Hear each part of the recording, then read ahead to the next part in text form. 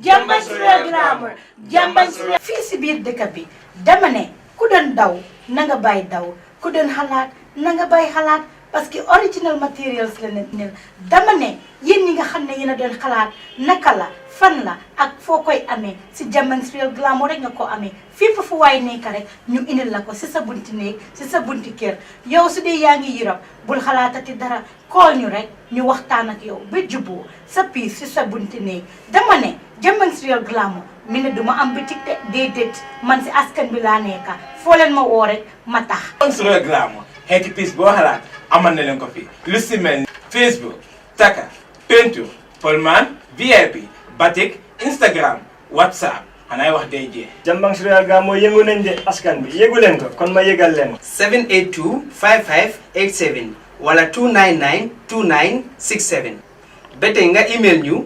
jambanfatumk@gmail.com. Jamban Real Glamour Jamban Real Glamour Jamban Real Glamour.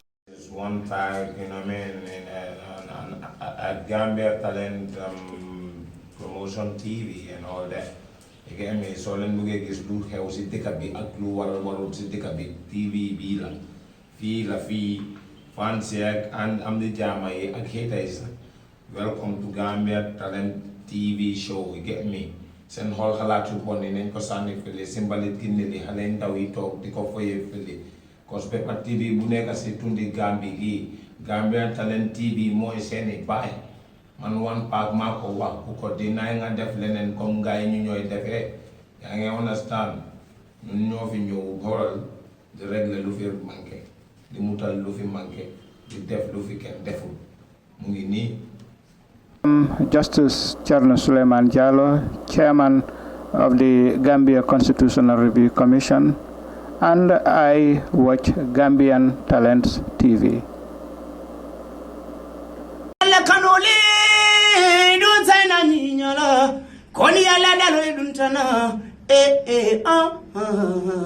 Gambian Talents Alakano Yenyala Mandia Apachaki Alaboy Nyancho Jollof Arts. Karasu Properties and Investment Limited, ye can also dale Lamen Karawa, 20 by 20. Jiobeje, Kurangabeje. Ninsun Karobu Nyanala Horomo Kang, Iba Wafila $200,000 cash. Ikafumim Fane mortgage, ka domon in domon ninjo, Katafu Kariworo, Ibo Wafila $250,000. Karasu Properties and Investment Limited, Ibal Content Sunkarola. Karasu Properties. Link us and we make you a home builder.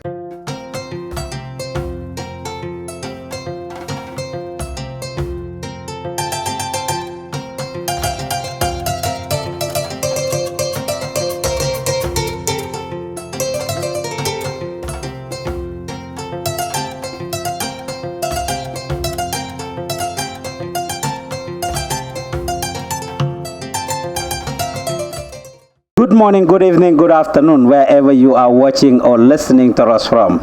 Yéen a ngi seetaan seen favorite show jóge fii ci Gambian Talents TV di Nyohobai show di leen ko indil nag semaine bu nekk Pa Ousmane Diouf. Duma fi dalal kenn ku dut ndaanaan duma fi dalal como duma fi dalal kenn koo xam ne nekkut di def lu am maanaa ci suñu dëkk saa su nekk nag ma indil leen ko.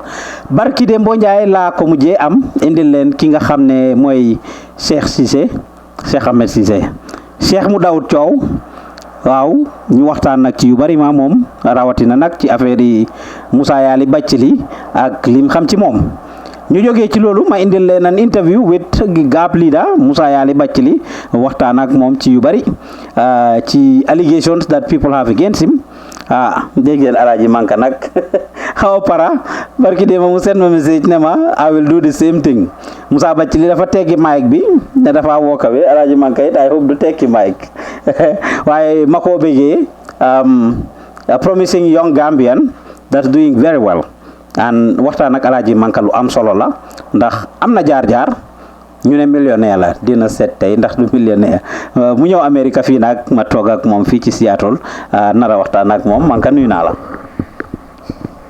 ok maa ngi lay fay waaye xam nga rek comme lu ñu wax. yow ma caméra. Yo, how possible is that though? Alhagie Manka always behind the camera. Fula waay gis kula xam camera la xamee. Okay. It's your signature thing. Ku ma xam camera la ma xamee. But I think the more yarrow in an environment I was that shy type. You understand? And then even growing up, sir, I'm extremely shy. I don't talk that much. Only people I'm very close to. But you hardly see me on TV. Even Facebook, I hardly post about other things. I post that much. Just maybe few things. So I'm that side type. So more than my hair nervous like that. Oh, nervous. Blame. But you are always okay. How does it feel then? You're always putting cameras on people, huh? No, so how does it feel? That's the word. Putting camera on people doesn't mean that people will put cameras on me. It's different. Because I just want to make sure that people to see the other part of other people to see things. So I'm almost like always behind the camera. Be in front of the camera more is not my type. So maybe you can do both. You can try to fix camera, talk feeling. This what you do is genius. You're doing very well. But man, I'm not this type that sit and in front of the camera talk about things. No. acca boog ñu dugg ci show proper Nyohobai show ni ma koy defee saa su nekk rek I start by asking the person about si jaar-jaaram fi mu jógee ndax ñu bari dinañ leen toog dégg diw sangam rawatina nag social media Facebook gi Snapchat Instagram ñu bari nag overnight they just emerge out of nowhere I would say and people just liñ leen xamal rek lañ leen xamee comme Alhagie Manka li ma wax ni ci caméra lañ ko xamee waaye bëgg naa nga wax suma mbokki seetaankat yi kan mooy Alhagie Manka. Kan mooy Alhagie Manka. fan nga jógee.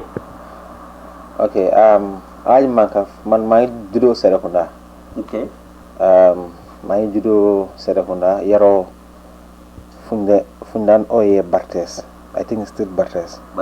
Between Bartes ak Hanover sama papa ñàkkat la woon. So dafa amoon atelier bu mag Bartes just garage bi woon. naka la tudda. Salum Manka. ok. And then sama yaay mu ngi tudd Hadi Ngalan. waaw so sama papa dafa amoon atelier bu mag Serekunda Bartes then move to boori Babon Fatim xam nga mu move to boori Hanover so Hanover laa yeroo daanaka lu ma xam lu bëri Hanover laa ko amee suma time bi dem school yëpp voilà but unfortunately suma parents dañ gaaw a divorce so man daanaka si atelier laa yeroo foo laa daan fanaan maa dem school atelier laa daan eewoo dem sangu def everything so up till ma graduate yëpp atelier laa daan fanaan seen kër and that's why lan moo waral loolu doo why lu ko waral maybe dëkk si family boo xam ne maybe yaa ngi am wujje sax xam nga yaa ngi am step mother boo xam ne at that time things was not very easy or at the same time maybe I was just a ku diggaroon boppa koo xam ne even in the kid it was just difficult so I remember at a very early age jël ma yóbbu ma daara because dama déggoon boppa trop yóbbu ma daara ay 2 or 3 times ma dee daw dama ko ñëw dem naa kaw dem naa almudu def naa lu nekk so def nga almudu yaa def naa almudu bi sona def naa so many things when I was very very young dëkk si atelier bi was it your choice ndax daat bi moo la fa yóbbu ndax it was your choice it was suma choice daat la woon but same time tamit because atelier bi tam was also a university of itself that ne atelier di nga jàngal lu bëri because you see every day people coming in and out you see how people negotiate you see people coming with their complaints suma ñëw perewut suma lii daxut suma you also see people mu nekk also a garant place so atelier fa nekk place boo xam ne you were also learning things there you also learn the hustle you also learn successful people there are so many things that loo daan jànga because atelier nga daan fanaan ba daanaka si biti nga daan fanaan because seen atelier bi si kaw yoon la nekkoon so lu ñu daan def man ñi ngay ñëw da nga jël basang lal ko si suuf nga tere fa yooyu la maati just si I can remember si around si goto bi la woon noonu rek so that's where you sleep and then that's where you sleep wala guddi su jotee sometimes nga dem also play gamble play katra play post bu ndaw wala dice wala dem sandika dem sàcc mango sàcc chop just to survive so those were the things that I such a mango to survive it was that hard yeah it was that hard but I will not say it was that hard but it was just more so nekkee xale you don't always have means to get things like petty money to not all xale am na xale yoo xam ne seen parents no am na soo nekkee in a house I dem suma pa I can not remember suma pa comme du wàcce dem ñibbi mu bàyyi ma xaalis mi ne jëlal reer wala lii sa ndékki la so to make sure that you survive that night you either play gamble wala ni yónnee la dem jëlal reer mu mel ak wala nga dem wala I remember there was this guy that come if dama ko daan lie dama ko daan dem di dinner red every day at Pajan ci benn restaurant Pajan Serekunda mu sule après mu desal ma yaax wala mu desal ma wala mu jox ma lifin I also remember so many people ñoo xam ne I was depending on them every day to make sure that ne suma dina foo la ko daan di but sometimes when things are hard also dem sandika dem sàcca kaba sàcca mango sàcca yene just to eat but nit ñi bëri la woon it was not loo xam ne it was just a normal thing so things were just ñu dem si sa educational background you see lii not everybody will know these things tey dinañ toog gis Alhagie Manka America jaar yi is very important sa educational background suma educational background Tailoring school laa defee primary school I think after grade 2 grade 3 ñu génne ma fa yow ma kenn njàng fa bori Kaolack pour dem jàngi daara ma yóbboon suma doomi bàjjan foofu laa demoon jàngi woon daara Ibrahima Seka but instead of jàng daara ma daan jàng daara ma daan sàmmi nag ak beneen góor ata dem taxani mata si loolu lañ daan nekk rek jàng na guddi but life was difficult because yaa ngi dem taxani yaa ngi dem sàmmi nag yaa ngi ñëw wàcca instead of nga lekka xale yi dañu am seen bool magi am seen bool sometimes nga lekka sax magi dina la jógal understand foog nga desal gaay am soo fa bañee soo demee si àll bi ñu jël di la dóor understand so it was so tough understand so after different time dama daan daw di delluwaat su ma demee nit isi ma waat daw di delluwaat but after some time su ma fa réalisé du dem because no matter how dañu ma daan ceen waaw just to make sure ma daw si kër sa kër cousin bi ceen dañu ma daan soo daan dem wan ak wala that's restraining man loolu su doon America fii that was long time loolu su doon America fii la def nañ jël dañ doon restrain faako bi man that was long time but again they were just doing that just to make sure that ne ma toog pour jànga you understand but at some point I also regretted not jànguma at that time because I regretted jànguma alquran so jànguloo alquran jànguloo angale déedéet not comme su ma waxee jànguma alquran xam nga comme soo dee ma nekk mag nekk njaboot da ngay gis the importance of nga am xam-xam waaw soriwuloo si daal dugal nañ la ci daara bi waaye demuloo ba nekk xaafis at this point sori na demuloo ba nekk xaafis waaw demuma ba nekk xaafis ma tiri alquran understand but fekkoon ne yow kay lii moo tax suñ Quranic recitation challenge bi gisuma la si non mun naa jàng alquran kay waaye mooy loolu but after ñu isiwaat ma delluwaat Tailoring jàngaat de jeexali school from Tailoring ma dem LK from LK ma dem Gambian High from Gambian High I think during Gambian High small papa dafa amoon atelier bu mag but he had an accident moom accident and then atelier almost collapsed you understand so things didn't go well so there was this pastor guy mu nekkoon Lamin ko mu waraan fail school bu ma waroon support and then I think the support actually was even the first years so then when I Gambian High telling them my condition the school also said that they would support me in one way or the other but because of that I make sure that in the Gambian High School I was working there was this group we had a literary and debating society because it was the art student so that doing society I was making sure that I was the coordinator to make sure that everything will go around everything lo xam the school is an activity from football not football from social activities from theater meets all those entertainment activities I was involved to coordinate it so because of the school saw that I was somehow active in coordinating certain things and I'm also going with the students to competition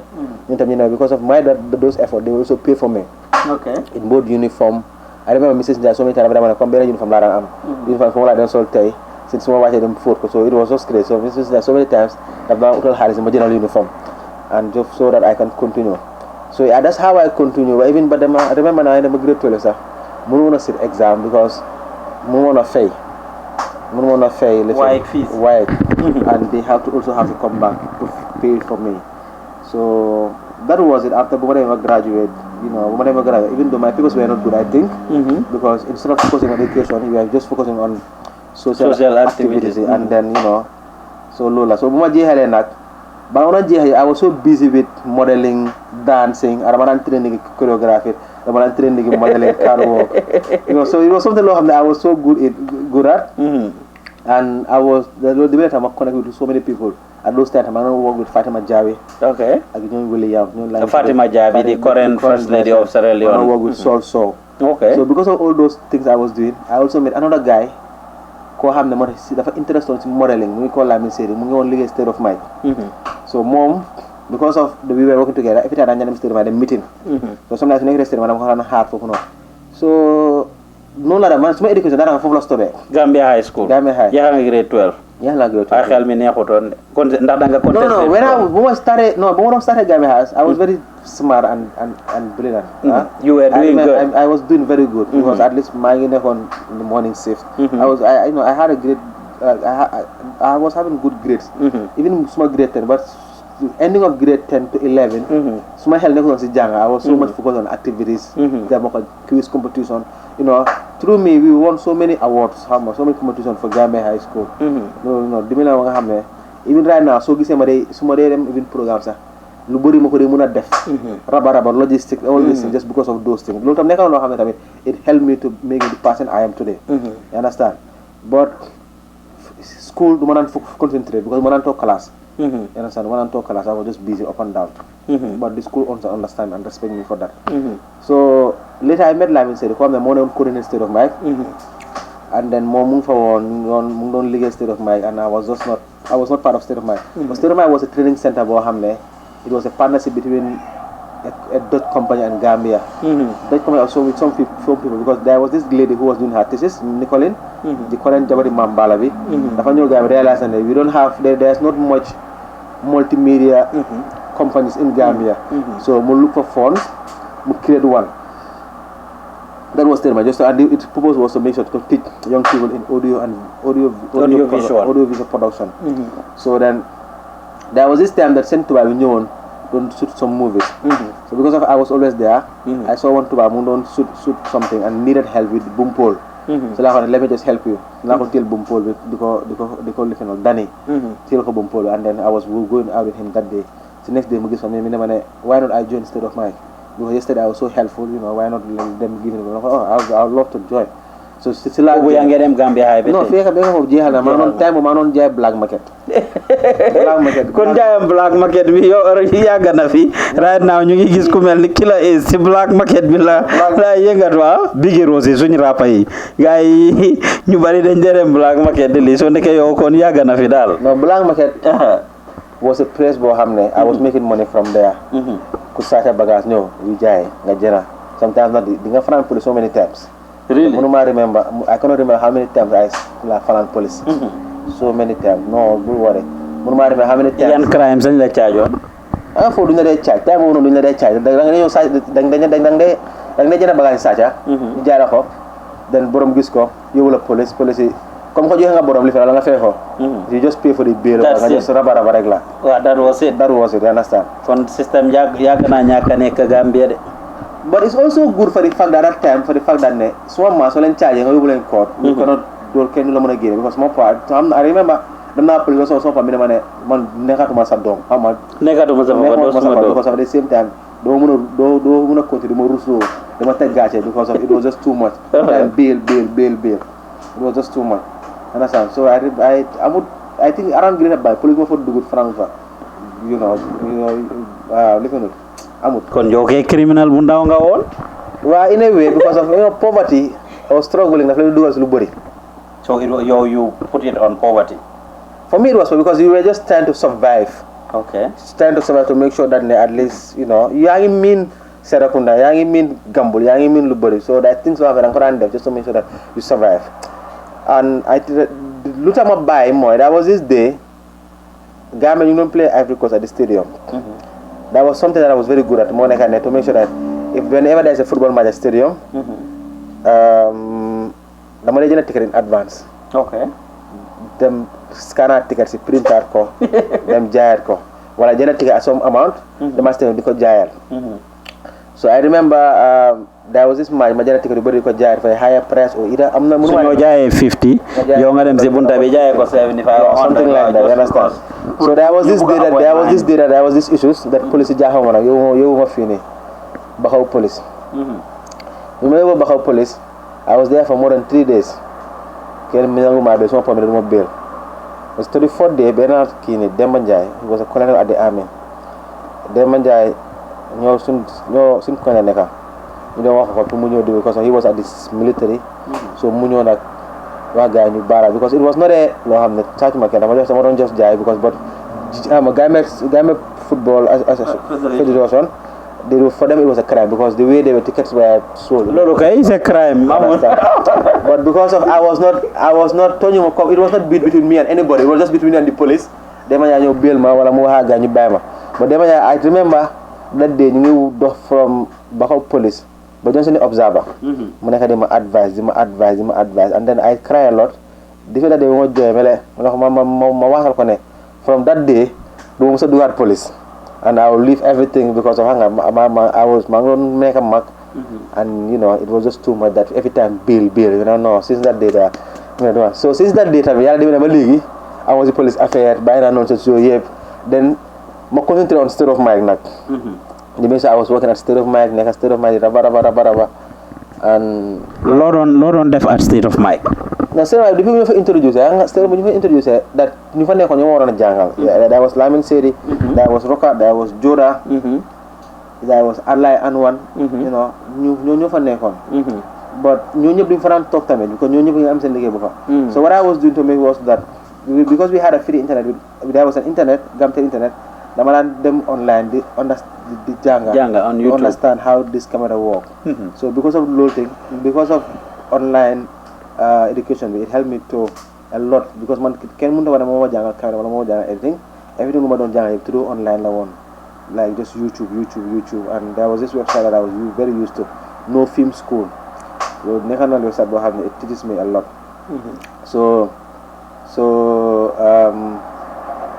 nga continue fofu at state of mind so c'est là continue at state of mind then we continue at state of mind because state of mind was a project of 2 or 3 years in between project bi mu close rental tuwa bi mu jeex gaay pack bagage yobu ko Sukuta pour ci benn date ko doon coordinate but because man tam ma amone few jobs ma daan mëna def ma dem waxat tuwa bi leneen look instead of my dañ ko close but already I was having few jobs that I was mëna raba why not ma ren office ma isi wat bagage ma continue state of mind you know for them now they are done with state of mind but if they don't have funds anymore but if I can sustain it they will be grateful for that so la dem out xaliss ren office Churches Town ma isi wat bagage ma start liggéey so the idea bi mo nekone suma liggéeyé if I use the camera every day even though the camera was with me I was paying the camera there was a logbook that whatever I film and so that time our biggest client was that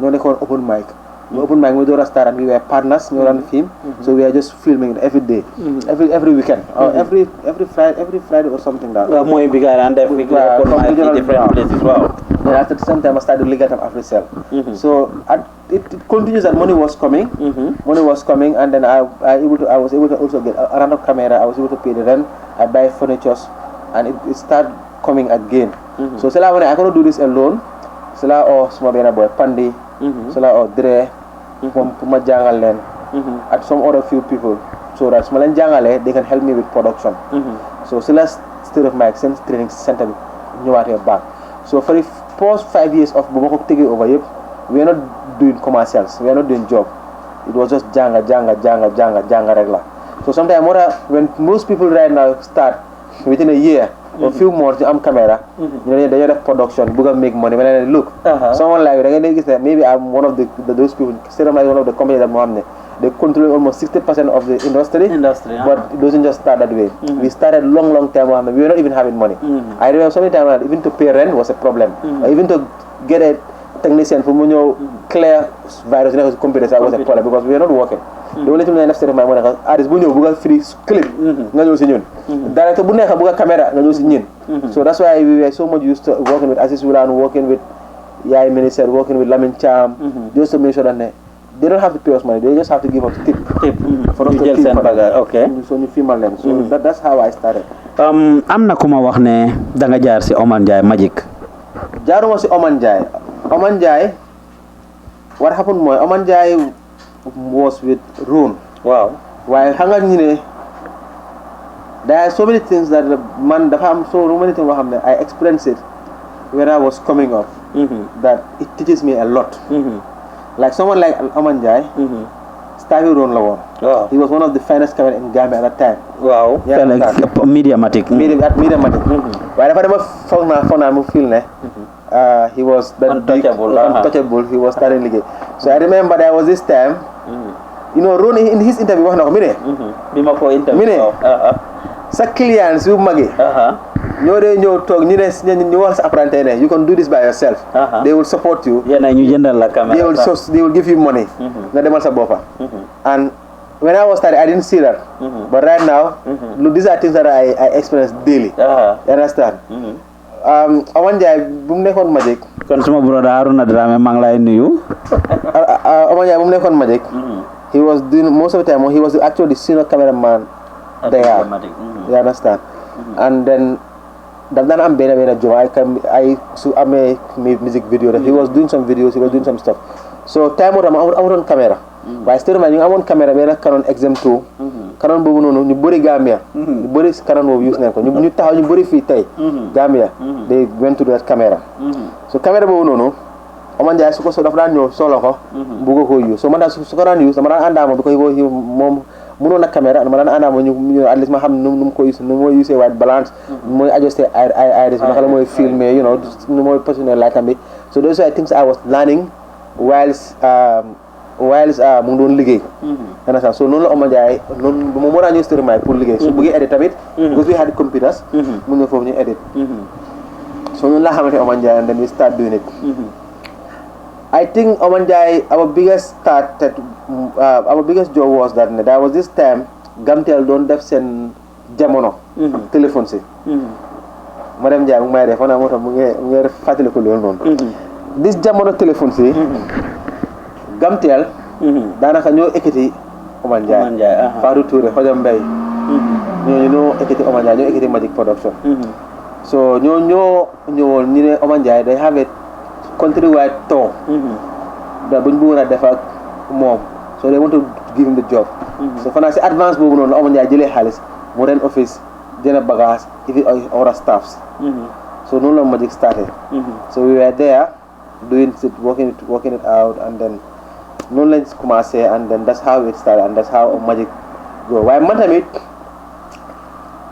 at the same time I was also doing few works for AfriCell. After mu noon dem and then you know like life was good so I was more like a full-time AfriCell staff. But not on that the daan fay money I work and they pay me. But those were AfriCell boo xam ne seen time yi 10 million bi mu noon dem so it was a big campaign that there was so much money involved. After the big campaign you also have the go back to the land. So that go back to the land I was going to it throughout the whole country foo laa takkee jabar. I remember it was my first jabar bi foofu laa ko from that payment laa jëlee ma takk ma dem songo fi Ngoro. You know and then that's how it happened. So money at least the money was little but xaalis amoon na barke. You understand you know things was going very. So kon your state of mind got you to be engaged bi nga waxee ak Demba Njie then nga focus and that get you busy ba tax nga génn si li nga doon def. Do you regret finance atelier yi ak yi nga doon def noonu? No, there is nothing in life long def naa ko loo xam ne I regret it because whatever su ma jaaree mu ne it was something loo xam ne daf ma jàngal lu bari. You know because daf ma like muy fanaan atelier la muy play gambul la muy léegi di ma use di ma liggéeyloo muy different from one house to another just to make sure that life was comfortable. It was not loo xam ne lu ma regret la. You know as I grow older and also understand business. loolu dafa nekk loo xam ne loo xam ne jàngal na ma loo xam ne it makes me who I am today. Because at least def ma higher education def ma school boo xam ne jàngal na ma business. def ma school ma jàngal na ma management wala bookkeeping but these are things soo xam ne lu ma jàngal si mbéera bi moo tax ba I understand how to control our media industry somehow boo xam ne at least thank God right now we are one of the biggest multimedia company in Gambia. At least we do work throughout Africa. So many places we work with almost all the UN agencies. We are doing their work. Almost most of the top institutions in Gambia we are doing their work. So and there's no day where we don't have production. And I also have so many staff they're under me and I'm paying them salary and I'm also teaching so many people. So all of those things fu ma ko jàngee mooy si mbéera bi. understand it was not a school, it was not anybody ñëw ma toog ma defee ko nii ay mënuma remember sax a normal training bu ma attend sax just to make sure that nga jàngal ma business. It's just that right now so many institutions ñoo ma ne okay because of your success in business why not you come you be an ambassador wala nga bokk si training no I want my success to be noo xam ne it's just a raw from the street. It's not about ne I'm part of YEP, I'm part of this institution, I'm part of that just to make sure that ne my success is from you people or my success is from lii. For me it was from the street and I'm also using the street way to do it. When last time te yaa ngi ñëw di ma wax ne last 2016 maa ngi dem Texas for benn hour maa ngi sol yére yu rough and I'm like no that's who I am. I don't have to be that guy that put on so many expensive way to make sure that nga foog ne am that ba léegi Westfield li seen laa to change dama mën a sol suma slipper sol suma ngeen so ndox suma doom ba xam nga liggéey dee wax léegi dina ñëw ci loolu yéen a ngi seetaan Nyohobai Show jógee fii ci Gambian Talents TV Pa Ousman Diouf nekkal leen ci gannaaw microphone bi suma gan seen gan mooy Alhagie Manka proprietor or CEO of State of Mic dina jël a quick break suñ dellu see ñu delluwaat ak Manka Alhagie Manka ma laaj la ñu continuer rek di dalalaat gars yi képp ku ñuy seetaan ci Nyohobai Show fii ci Gambian Talents ma laaj la rek ñu continuer ba tey ne la State of Mic yow startuloo ko at what point did you take full ownership of it nga xam ne okay now it had become yours. State of Mic when I went to rent another office to bring State of Mic back I remember dama waxaa ñoo xam ne ñoo créé State of Mic mooy Dani ak Nicoline. So when I heard Dani mom, his idea was to make sure that his vision was to make sure that they started something and then they will teach some young people in multimedia. Then those young people continue the knowledge and make something out of it. Let them benefit themselves.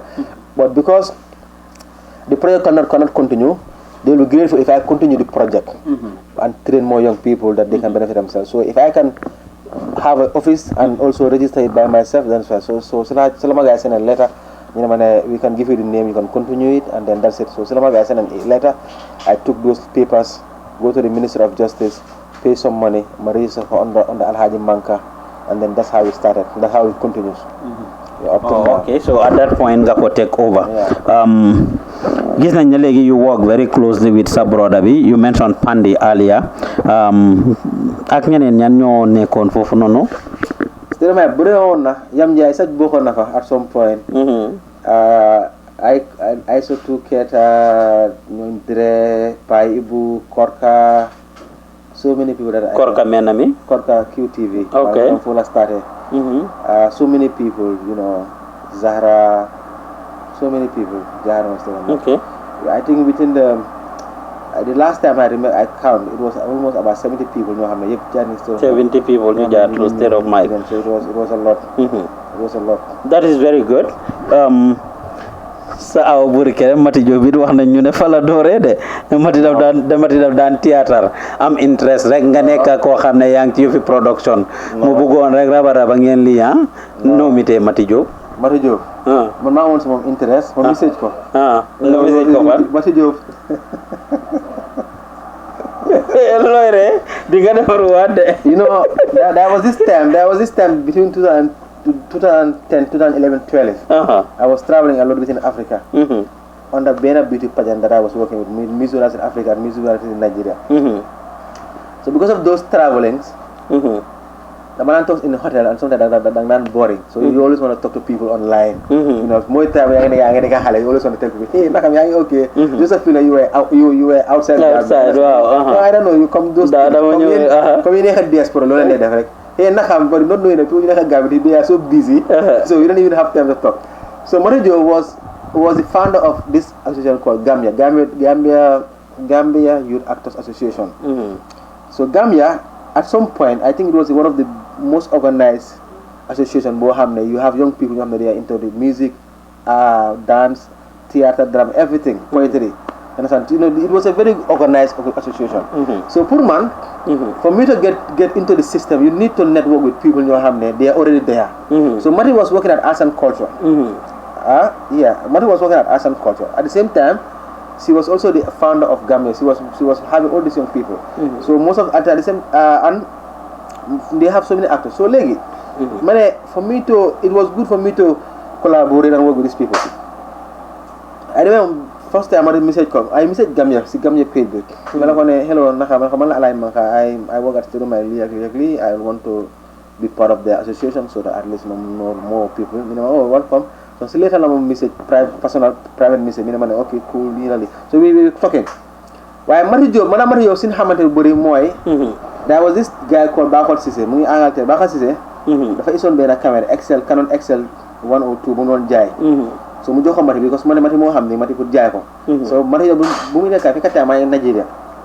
Sa no waxa mati mi ne ma so nga gis camera. So time of time was also at the same time during NECONF. There was this KM NECONF. Bu amon si pagu non. So I remember when there to see Mati for the first time, one my camera bi.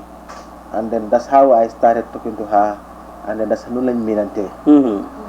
So fast forward, after so many months, you say. After so many months, can say. That's it. When it comes to state of mind, and I'm trying to build a story for soon viewers to know fan Alhagie Manka jar.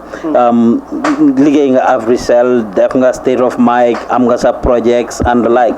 What is the biggest project that you have? Your time, Nakala Omar Njai, Nyom Fatu recent project. Be Nakala started. Yo, one project. Yo, Mola. State of mind, it's always difficult to say which project is our biggest project. I remember there was this time in 2000 and I cannot remember. Was it 2000? I cannot remember exactly. Why? There was this time. It was GT Bank's 10 years project. For us, at some point, that was our biggest project. But we were only paid $30,000. $30,000. Because the time why, as I said, for almost 5 to 6 years in the State of mind, we were not having money. So that project, project, I'm sure they pay lots of money, but we only paid $30,000 because for us it was lots of money. $30,000. No. I'm not for the fact that it was one of the. You were not making that. I was not making that money. Much a break. You understand? But right now, someone you ain't money. That same documentary about the legal Greater Banjul in so many places. Them Basse, them Farafan legal documentary. Someone here charge I will charge you $300,000. You understand? But at that time, Hamilton the value of production and everything. What I tell you, don't want the reason we cannot come see market right now is getting bad. You have so many young people in your hand. Your demand did not charge $100,000, but they want to do a job for $5,000. My finger told one, it's a 30,000. Ron will not do that job for $30,000. He will not do nothing less than $300,000. But sometimes you also understand levels. It's a levels you You understand? But along the years, we've done lots of big projects. So have millions of dollars, hundreds of thousands. So I cannot say. How many seen EU through EU send projects that they are one of our biggest projects because we have a yearly project with EU and most of that is about 60,000 euros a year. So at least those are projects that there's lots of money involved. Better job but all the other UN jobs here. They second, so how bole they second, but do they like a contract? They like a petty job. So how bole they because we work with UNFPA and UNICEF, IOM, World Food Program, FAO. So almost all the UN agencies in Gambia, we work for them. And most of these petty institutions, but. They am job so it's different jobs come at different times. Why EU what happened to Ngeneke school? You are interested in acting, modeling. What happened to that career? Eventually, that career, wasn't having money because somebody was talking about Williams. Williams is one of the biggest modeling agencies in Gambia. We started it together. Williams, you run legal everything you Fatima Javid and def logistics some rabaram yep Williams you to take posters you letters yep you you understand so Fatima boom del what Williams you run organize all those petty programs nga train nga use ñu train from Miss Bakau from Miss so all these petty museum you run train but later but once I realized that modeling was waste You understand? Beat Gambia. So let me just focus on Stereo Mic. But at the same time, I managed to build an international recognition in modeling that I was taking so many Gambian girls abroad to new model. Okay. Because I'm one of the few recognized director in Gambia. Until like I think 1 or 2 years ago when I hand over, less than 2 years ago when I hand over most of my contacts to Ida Bidwell, because Stereo Mic is too much of stress. Munuma focus, munuma bole modeling at production at the same time. But right now there's only few or 2 or 3 ones who have I'm still engaged. Moi Bena Moi Music Africa, which I co-produce, and I'm also the production director and everything. So both I'm still in it, and then we still do it. Nigeria. Okay. Moi bi nga dem nonu annual Nigeria. Bob rek la xamne bom dama free involved. But all the others yep dama ko share responsibility. Ñu dama jox ay ñene ma des this lady fini ku fi nekk. Ku organize Miss Smiling Coast, ñene ma jox ko Williams. So ñoo de coordinate lo right now dama gi res mo lo most of the things that have to do with modeling. Because it was not bringing in money. So Stereo Mic, sa brother Babukar Manka is fully involved and you guys work together so closely. Yombuta gis definitely two brothers. Where was Babukar throughout all these your hustles, struggles? Where was Babukar? Babukar has always been there. But Stereo Mic, I think even before Babukar come, Pandi was there, Paibu, I think Dre. You understand? At what stage did you bring him? Just when you like grade 12. Okay. Why? So mom, he was focused on the education. Yeah, he was focused on the even within Stereo Mic. It was not outside. Why recently, Lutah Babukar Nigi started this Babukar was a strategy. I realized that I was growing older, not that older, but at least mange like every day at least yange saat mange gana yoko. I realized that because of the took it a lot. Whenever I step out of Gambia, jobs don't come. People don't give me job because people don't know Alhagie Manka was even doing the job and I don't do the job. Job is because of my staff, no they deliver. Man, I don't write, I hardly film, I hardly edit. You understand? Lolo is a big mentality in Gambia. I've interviewed several people. The institution is one person. So this is still my body staffs. Kuna responsibility. The only thing I do sometimes my proposal. Because proposal man ma ham what I need, man ma ham most come about they need. Proposal that mo ko jox ken. Well, apart from proposal, budgeting, invoicing, every other thing, social media la wo, take pictures la wo, video la wo, editing, suma staff ñoo ko def. Understand? So they will do. But later, there was this time we were having a general meeting. It was around the end of the year. There's this lady called Zena Fall, Minister House. Zena Fall, communication officer. We were having a meeting. For us at Stereo Mic, we were not growing. From there as the staffs, they were not growing. Because Stereo Mic was just seen as one individual, Alhagie Manka. So we have to change that narrative about Alhagie Manka, Alhagie Manka, Alhagie Manka, Alhagie Manka. So we have to create somebody ko xamne suma fa nekute dina continue. But before that there was Pandi. But Pandi was not that too effective somehow because of few things. So later at that same time Bakara Manko you mu dem train Gambia Press Union. Because so dem Press Union I think I'm basic knowledge about journalism, about writing and stuff. So it will help you with your technicality when you want to understand production. So he was there. So it's like, okay, come back when he's living. Let me also start introducing him. So my sign contract, instead of my sign, Bahar Moy sign. So my meeting instead of madam Bahar Moy. So that when I start introducing people, madam. So in my since after the impasse, I stopped writing. I stopped even doing certain things on Facebook. So you may have bled Bahar the Binda, Mokoy guide.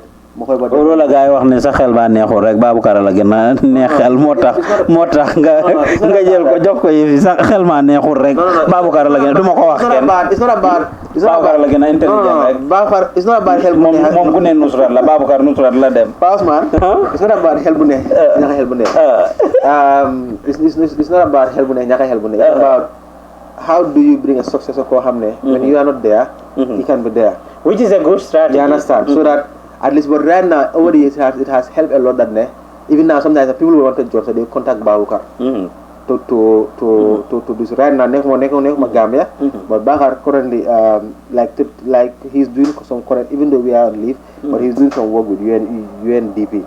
You understand? So because of those things, it helps.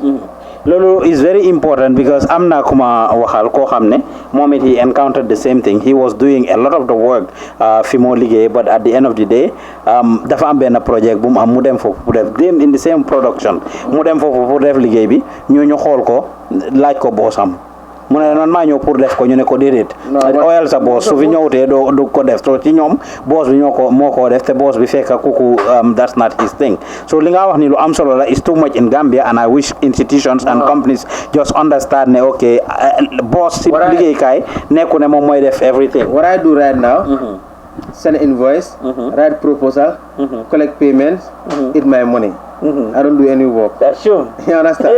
So Babukar, Pandi, Satang, Aisotu Jalo, Genesis, they are the one who do the work. I don't do any work. MashaAllah. Man, I don't do any work. So people should... It's not about Lekasa Halize. People should forget about the fact that it's Alhagie Manka. I still work. So if I get program, I work more than any other part because coordination is more legal. Logistics. To make sure that everything is in order, the equipments are in order, everything is in order. Then for me, that's the main work. I have now moved to the stage of management, being behind the camera to make sure that whatever my staff need are available. Whenever they are on set, to make sure that the environment is conducive so that they can do the work. But again, because anything we gain a state of mic, small turla, I make sure that I'm in control of everything. I do the final edits. I do the final edits. I do the final checking. I do the final everything to make sure that but sometimes I had this just because during the daytime when I took office, but Guri, I take my time. Guri at Fajar, I make sure that I damade Fajar, small Fajar, them now office to make sure that I go to the Ligue, to make sure that I lead definitely will change a little. So that's what I do most of the time. Yeah, but yéen a ngi seetaan Nyohobai show jógee fii ci Gambian Talents TV Pa Ousmane Diouf mooy seen host, Alhagie Manka mooy suñ guest. Kon dégg ngeen jaar-jaaram fi nga xam ne foofu la jaar. Rome wasn't built in a day te ku nekk dafa am story. Kon Manka ñu continuer ak yow rek laaj la ba tey fast forward nga see ak Mati Diop ngeen continuer yaak moom yaa ngi wel ni ku ragal. Things were going fine for you balaa ñoo ñëw ci loolu rek ma sifla tuuti. Alhagie Manka was doing good with State of Mike, mostly in entertainment, social stuff. But all of a sudden, in 2016, we saw Alhagie Manka involved in some political activities. Benyu Japon la fi, Japala NIA fan. How did that came about? How did that came about? You know, in Gambia, people will still call me Domi Yajame. And I was a Domi Yajame somehow. Because he was somebody that I love. Hanga come most of the people that started school around during the 90s. The only thing Hamon Mo Yajame, you understand? And then Molan Hamon Mola Yaga Digger, and because of his generosity, so many people love him. Either we don't understand whether they come out on door or they have a door, well maybe people who have been killed or people who have been arrested. For us, most of so many Halore Hamlon, Jamangaham. Election before this passed, he was the one I voted for. This past election, obviously, I voted for Aramaboro, the coalition. But I'm only ligay buri yo xamne State House ñu ko doon ligay wala office of the force or office of the president dañ ma xoran contract. So for me, I was very okay. I was always at State House doing some few jobs for them. I also at our modeling agency tamit dañ dan soxla models ay ushers whenever there was even at State House dañ dan contract excellent model. But again, there was this big time that I ate almost $10,000 from Yaya Jammeh. $10,000. Yow Jane commission waroon nañ la ode Jane commission $10,000 Alhagie Manka boobu ma boole nañ ko ci report bi. No, I am come sometimes it's not a matter of that day. The money you make from something is a matter of that day. Your hard work. But 10,000, what was it for? Was it payment? No, I will not go into the details of that $10,000. It was not me. It was a group of people, just different hands. I will not go into those. Lutah. Fast man, can you fast forward? I have 20 minutes to leave. doo dem si boobu yëfi Yaya Jammeh mu jox la $10,000 ak lim lembee réew mi nga ne doo ci dem. so dinaa ko investigate. so Jammeh after growing up dem nekk state of mind tamit nekk di liggéey nekk di also understand system bi I also realized that things were not going well in Gambia. We needed to change. Then so as Jammeh, he's been there for so many years. We need a new face. We need a new person with new policies. We are tired of Jammeh every weekend kind of like highlights or mission, highlights, you know, mom le dekay bopam, and then also hang he didn't respect human right, he didn't respect rule of law. So people just wanted changes. Man nak dafa ya fa des because of my yaro Serekunda. The only political party bu ma xamoon mooy naat ak doy ñun xale fa sala leen. Wow. You understand? So I was one of those people ñoo xam ne meeting bu amoon Serekunda ñu ñoo doon make sure ne toogu yi ñoo ko daan enu di ko yóbbu from one point to another point ñoo daan fix ñu daan toogoro loolu tent yëpp. Understand? Because there was this lady comme dama daan enu si këram Mariama Camara no gaañu na tayile waaye moom moo nekkoon di women whatever leader Serekunda central boobu noonu. So ko ñu Halifa Sallah lañ nekkoon rek. donc every day ñu kër Halifa Sallah def dem uti mango parce que këram dafa am bëri woon mango dañ fanaan root ba léegi sax we were always there getting mangoes. So ñun Halifa Sallah leen woon. So later when this coalition thing came but before the coalition but UDP buñ taxawlee Adama Barrow we are one of those people ñoo xam ne we are always supporting UDP for the fact that what Lawyer Darboe stand for. You understand? So even sometimes I might even forget about PDOIS, but to stand for UDP because we were solidarity with Lawyer Darboe. We didn't arrested and everything. So being arrested, that was after the arrest of Lawyer Darboe. After the arrest of Lawyer Darboe, after the death of Solo Sunday. After April. I remember 16. I was one of the key people who initiated the process of New Gambia. With Jammeh must go with Ibrahim Cisse. You understand? So, but unfortunately, it didn't turn out well. So since that night, I was always with UDP. I printed so many t-shirts, to donate. But most of this is just the first time I'm talking about this because Mariama Dawa, Domi Lawyer Dawa, small while we did so many things. So most of the things like rural garden underground, I'm to support on my own way. Even the same thing with PDOIS, I'm not support guy financial just to do, but most of the things that I'm just to support in a way Bohamne. You can support in them in their little ways. But without coming out of the closet. Young them State House, the smile sa papaya Jammeh. No. During those times I wasn't going to State House. No. During those times because I'm that kind of person. I don't hide things. Small way I will do this. I will do it. It wasn't a matter of that I need to be rewarded or I need to be seen doing whatever I was doing. No. When I would do it, I would do it. You understand? So that was it. So later, when we nominated Adama Barrow, the first people even below the nomination, the first people contact from a legal name was this people to support them was these people, Dr. Aissatou Touré. Dr. Aissatou Touré, I remember when they jabang to Kolorsi, landing, landing, and few other people that in the diaspora fini. Contact even actually wanted to pay me for my female land, Dr. Aissatou Touré, her events and stuff. But I remember those times, one of them AU summit. There was this AU summit there was this summit at Ethiopia. So I said I would volunteer some boy legal land and some and Pandi. So they were there working with them. So Bunyu and Salaga formed the coalition.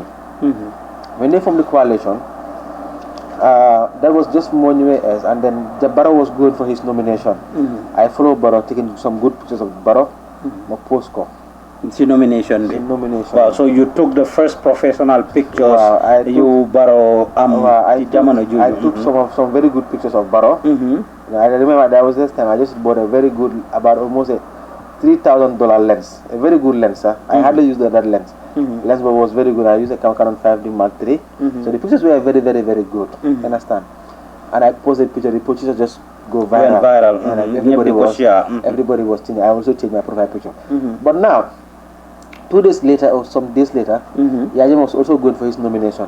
On his way back, some people start calling me, Manka, I don't pictures. Yesterday, but pictures were very nice. I don't them pictures. Some of us know them again. Them tell pictures like Kini, General General Baji. Sol Baji. Not General Baji, like I forget the name. One of the armies there. They actually, man, because of my relationship with Nyon Jamme, I was very uncomfortable. Press motor press me. When I find Nyon Uncle Ibo, Nyon Sankung, Nyon Nagajar, Nyon Hamnenma. Even I remember Sango Samema space, my ex called motorway, Jil Natal, proper Natal with Jamme. And then from White at Damat, Tawat body damage Natal. But because of my lens was that big, and some soldiers they don't recognize me, you arrest me. Use my camera. So it was a long U-turn from Westfield to Bundung, Latrikunda to Banjul.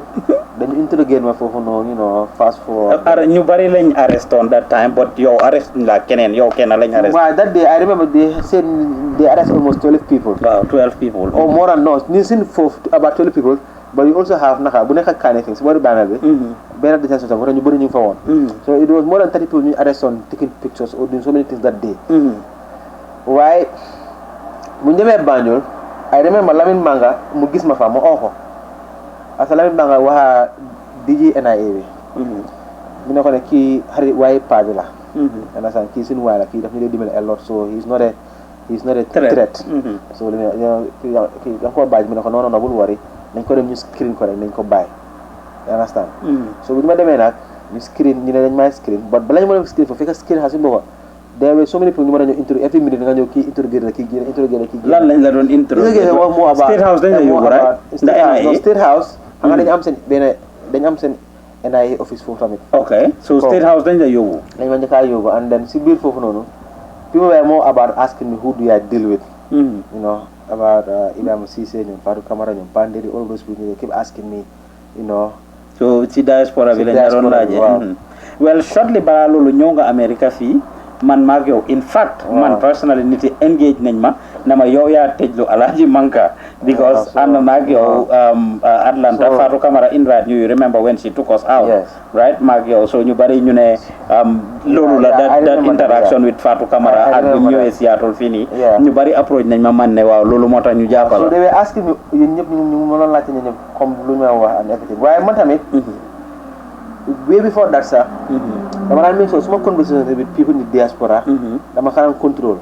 Small way, what it was by the time the list you say, they can bring me for a deal. I want to select the buy. So I was very good in that.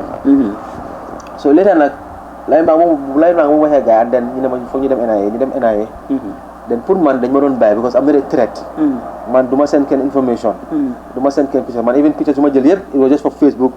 When I say, and I was very balanced. I couldn't have anybody. Understand? Never want to kill life forever. Understand? But at that time, born and changes, obviously. We wanted change, we wanted around borrow, or we wanted just a change. Understand? So, you were NIA, and then keep interrogating for so many days. I was there for about 8 days. Then, Benjamin and Munta gets Mandara, them to my office. Boost my bagage, just my computer hard drive, my career. Is okay. Check Luneka, they couldn't see anything. Understand? So later you buy ma. So when you buy na, sila hamne. I was trying to be not being that biased to support, but now I have to buy. Now I have to support. Buy bidu yombe nonu di. Yo linga daj fofu nonu. Chowli ne kur. Ñun ñep we all solidarity ñep change sen screen because I was having so many support in the especially in the diaspora and especially online ñep change sen profile pictures free Alhagie Manka all that effort that they spend to make sure that they fought for me I also give them back. Why being an NIA, obviously we are hearing the things that have been happening at NIA. That dañ la dur fofu dañ la torture, all these things that have been talked about. Yo, did you encounter any of that? I didn't encounter any violence. Dorul ma defuma dara. The only problem I was in NIA for days without communication. Every day they will interview fele. It was just so crazy. So interviews here was about ñan ñoo nekk behind you. Interviews are more about who am I taking the pictures for? Who do I work for? You know, all these people in the diaspora, all those stuff. So, but I was lucky. Did they check your phones? They have both my phone. So they checked to see who and who you text? At the same time, my office, small office, because I had a laptop, Mago Pro. Small office, I think they went, but I don't just ask my password. They went there. I think it was Lisa. ñun Haidara Karara they went to delete most of my messages so loolu daf ma dimbale ba nga xam ne mënul mën a dugal bu baax so some message bu la gars yi delete on yeah, but you while you are in jail, or while not jail, while you were detained at mile 2, at not mile 2, sir, but NIA, at some point, gis nañ updates from Alhagie Manka, as if you were the update and people were thinking that you were free at the time. I remember this. Who was responsible for that? Called Sergeant. Dafa ñëw benn day. Sergeant fan. Sergeant moo nekkoon operational director of NIA. Operational director, okay. mu ñëw mi ne ma ne Manka wax baa ngi bëri maa ngi lay dimbale but pa bi mi ne wax bi is too much. mi ne ko ne but I told you the same day bu ma fi ñëw mi ne so many people know me. So if you arrest me and put me here it will make so much noise. mi ne ko su ma joxoon sama phone bi sax mi ne am okay lii ak lii it will okay. mi ne ma ne hey waaye wax bi moom da nga war a wax ak gars yi ñu noppi because the way things are going if the noise continue du baax yow. Because international community bi yëpp pick up nañ ko. So because of that mu jox ma sama phone bi. I make a call to Mati, I think, to Mati or Babukar, and also post something online. Then I'm free, finally free, I think. You understand? So then we get phone me. So ñoom law into doing that. Yeah. For just to kill the tension. Yes. So noise in the diaspora was responsible for lutang against Fayaga. Yes, the noise online. Oh, okay. But at some time, they could not control the noise because I remember at detention so many times we were there. Then because we also had on TV for run. People were reporting on me. I remember France 24 or BBC. They were talking about Man at Sabali. There was this guy at GRTS in detained on. So it was not easy on them time.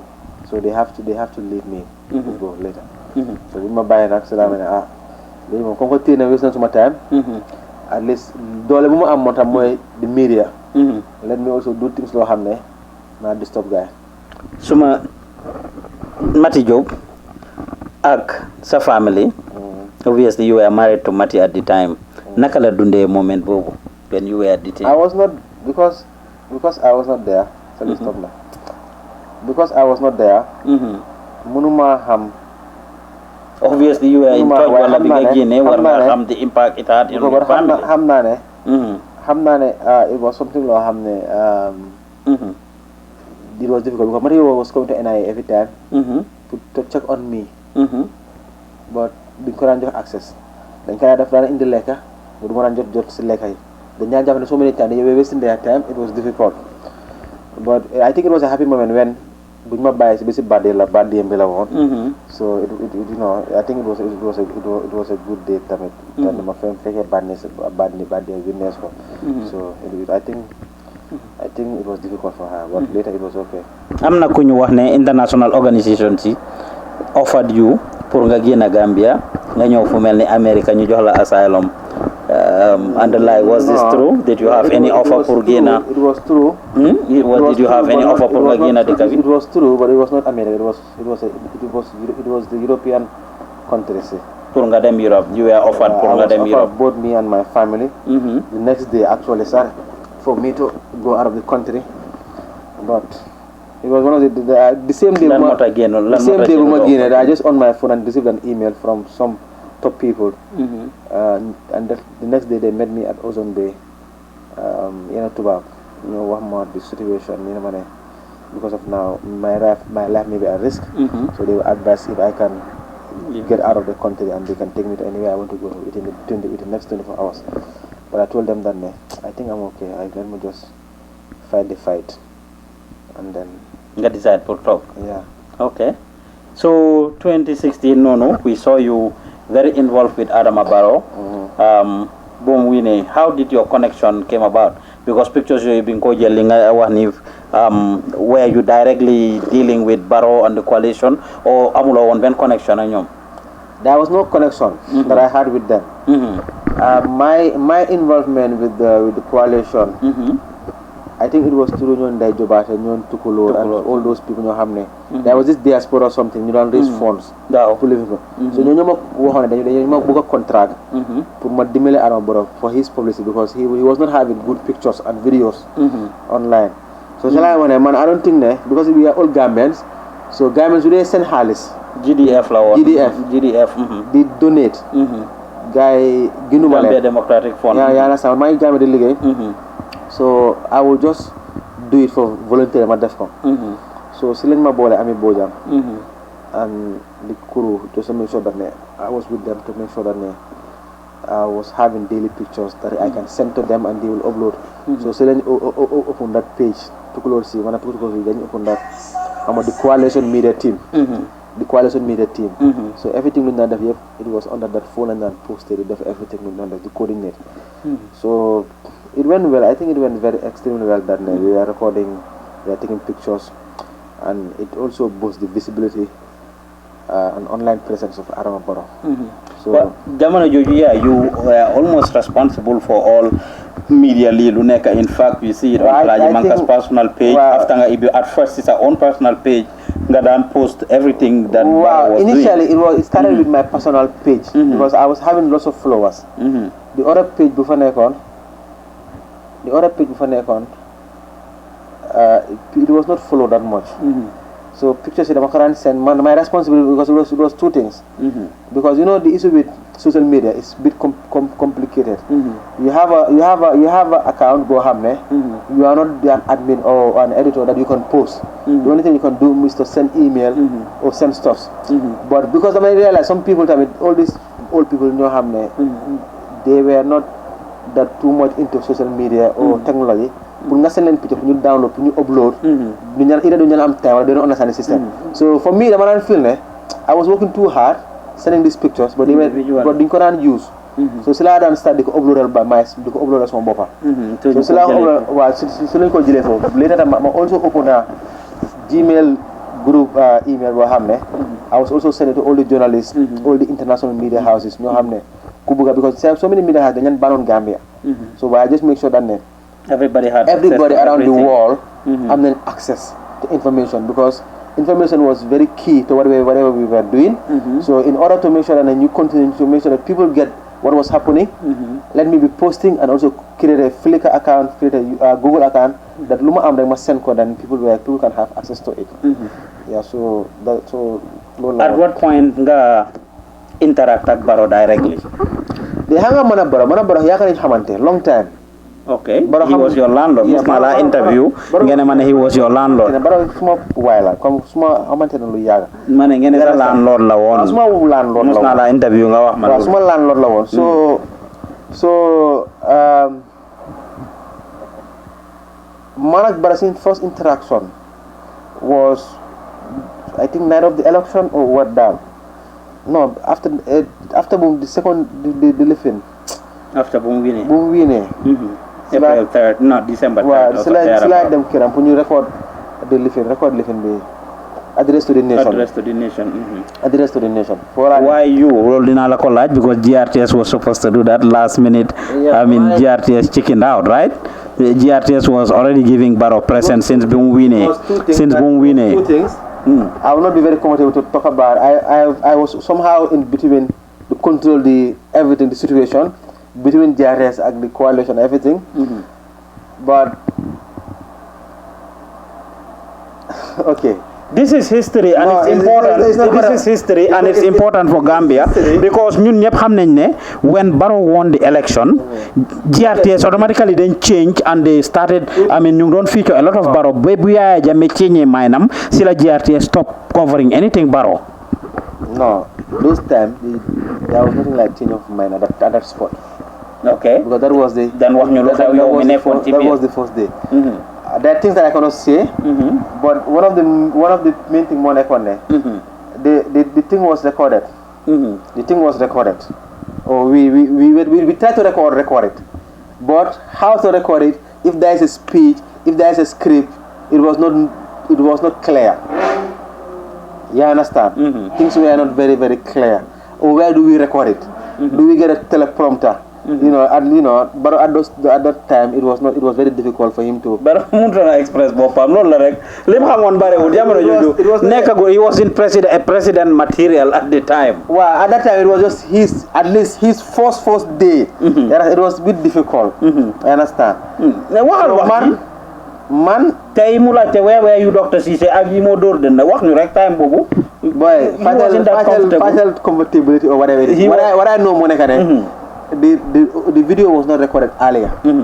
The video was recorded late. Tijan recorded very, very late. And it was also difficult to record it. You understand? There were so because Mung don't struggle. I don't know about that. What I know about Monica, when the video was done, you used to go GRTS. GRTS didn't play video. Because Lamin Manga leave the country.